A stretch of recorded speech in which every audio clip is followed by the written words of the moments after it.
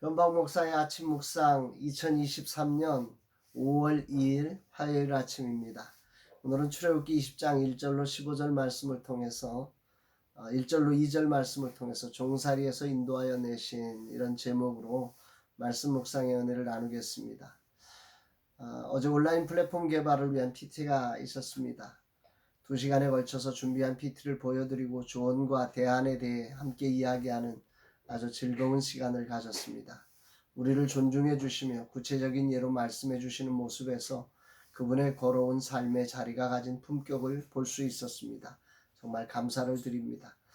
오늘은 파트프라임 정용호 대표님과 모임이 있습니다. 이제 온라인 플랫폼 개발이 본격적인 궤도에 올라갑니다. 개발팀의 본격적인 지원 속에 만들어질 플랫폼이 진정 주님의 꿈을 이루게 되기를 기도합니다. 함께하는 파트프라임의 모든 일정에도 주님의 인도하심이 함께하기를 기도합니다. 오후에는 목회 코칭의 시간이 있고 화요일 젊은 세대 사역 모임이 있습니다. 모든 시간 주님의 은혜가 흘러가기를 기도합니다. 이날 주님은 어떤 말씀을 주실까? 본문은 이스라엘 백성들에게 전달되는 십계명 말씀이 나오는 본문입니다. 이 중 오늘 말씀은 서론격의 말씀으로 1절, 2절 말씀을 중심으로 나누겠습니다. 하나님이 이 모든 말씀으로 말씀하여 이르시되 나는 너를 애굽 땅 종되었던 집에서 인도하여 낸 내 하나님 여호와니라. 오늘 말씀의 핵심은 그거죠. 나는 내 하나님이다. 선언입니다.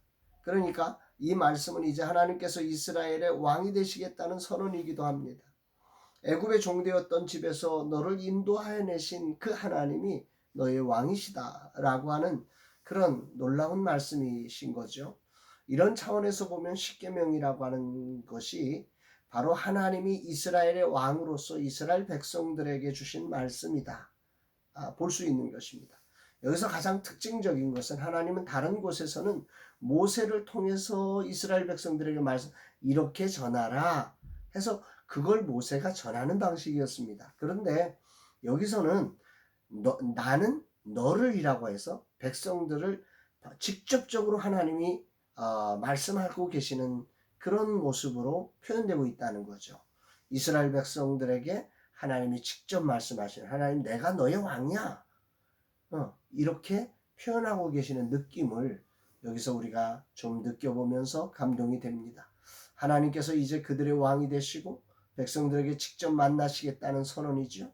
엄청난 사건입니다. 그러면서 한 가지를 기억해 하라는 거죠.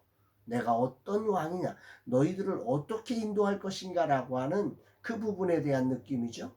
애굽 땅 종되었던 집에서 인도하는 네 하나님, 너의 왕이다. 이걸 기억하라는 것입니다. 왜 이걸 기억해야 합니까? 이스라엘을 애굽의 종살이부터 구원해 내신 구속자 여호와라는 사실을 분명히 밝힘으로써 이스라엘로 하여금 하나님의 그 은혜에 감사하며 그 계명을 지킬 법적 의무가 있는 백성이라는 사실, 왜 우리가 하나님을 왕으로 섬겨야 하는지에 대한 그런 존재 이유를 주지시키는 것이 첫 번째라고 하면, 두 번째로는 애굽이 누굽니까? 당대 최고의 문명이었고 최고의 권력이며 최고의 군대를 가진 나라 아니겠습니까? 그 세계 최강의 나라를 무너뜨려서 그 나라 속에서 우리를 건져내 주신 그 인도자이신 하나님이 우리의 구원자다, 우리의 왕이시라는 사실을 기억하라는 거죠. 왕이신 하나님과 그 백성된 이스라엘이 10가지 하나님이 주신 말씀으로 언약을 맺는 과정에서 하나님은 그들의 왕이 누구이신지를 분명하게 기억하기를 원하셨던 것입니다. 세상의 왕은 시대에 따라서 그 힘과 권력이 변할 수 있습니다. 그래서 그 백성들은 왕의 힘이 사라질 때 고통하는 거죠. 왕의 힘이 약해지니까 다른 나라에 정복되고 그래서 고통을 당하는 것입니다. 그러나 우리의 왕대, 우리가 믿고 따르는 우리의 왕이신 하나님은 영원히 변하지 않는 그 세계 최강의 나라를 깨부시고 그 속에서 우리를 건져내시는 하나님이 우리의 하나님임을 고백하라, 기억하라는 거죠. 세상은 이제 왕이 없어진 시대를 오늘 이 시대로 살아가고 있습니다. 그래서 왕에 속한다는 게 무슨 느낌인지를 알지도 못합니다. 믿을 수 없게 왕에게 의존된 삶을 버리고 각자의 인권과 그 각자의 그 권한을 주장하면서 그 어떤 권위도 인정치 않는 시대가 되어버렸습니다.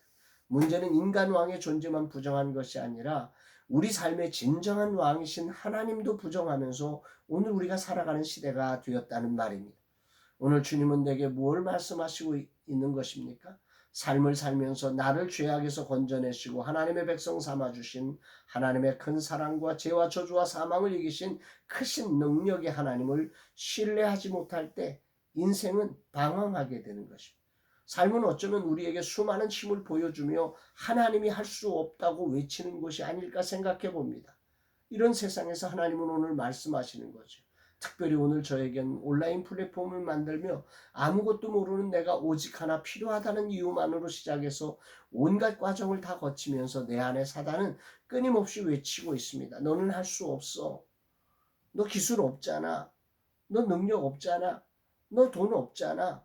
이러면서 그것만 생각하면 작아집니다. 연약해집니다. 나를 보호할 수 있는 게 없는 것 같습니다. 그래서 포기하라고 말합니다. 그렇습니다. 세상의 삶에서 우리는 늘 이렇게 종살이로 전락하는 존재였습니다. 과거에는 우리 하나님이 나의 왕이 아니었을 때는 나는 이런 소리 앞에 종살이가 되어서 그들을 끌려다녀야 돈에 끌려다니고 사람에 끌려다니고 권력에 끌려다니고 환경에 끌려다니는 그런 존재였습니다.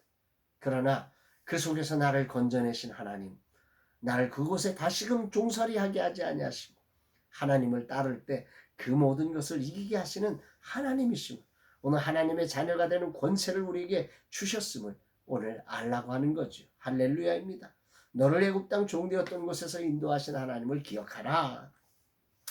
오늘 나의 왕 나의 주님은 그 강력한 권세와 군대로 신처럼 군림하던 애굽의 종살이에서 나를 구원해내신, 오늘도 여러 가지 나를 종살이로 시키려고 하는 세상의 권력과 돈과 세상의 지혜와 기술 앞에서 나를 건져내시며 하나님의 자녀된 권세를 가지고 세상에 하나님의 영광을 드러낼 자로 나를 사용하시는 분이심을 고백합니다. 십계명 언약의 기초는 바로 여기서 출발한다는 거죠. 우리의 믿음의 기초는 바로 여기에 있습니다. 하나님은 오늘도 우리를 애굽의 종살이에서 인도하여 내십니다. 세상은 우리를 돈의 종이 되게 하고 사람의 종이 되게 하고 기술의 종이 되게 합니다. 그러나 하나님은 오늘도 이곳에서 인도하여 내셔서 하나님의 권세를 가지고 정말 애굽을 이기며 하나님의 영광을 선포하게 하시는 그 자녀된 권세를 우리에게 주시는 분이십니다.